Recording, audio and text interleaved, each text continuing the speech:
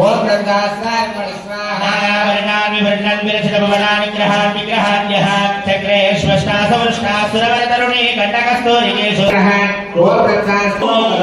మరి ఇంత రాత్రి వరకు ఎక్కడ ఉన్నావు అని అడిగింది. అప్పుడు కళావతి అంటుంది, అమ్మ ఒక బ్రాహ్మణిలో సత్యనారాయణ స్వామి వ్రతం జరుగుతూ ఉంటే అక్కడే ఉన్నాను, స్వామివారి కథ విన్నాను, ప్రసాదం కూడా తీసుకొని ఇప్పుడే వస్తున్నాను అని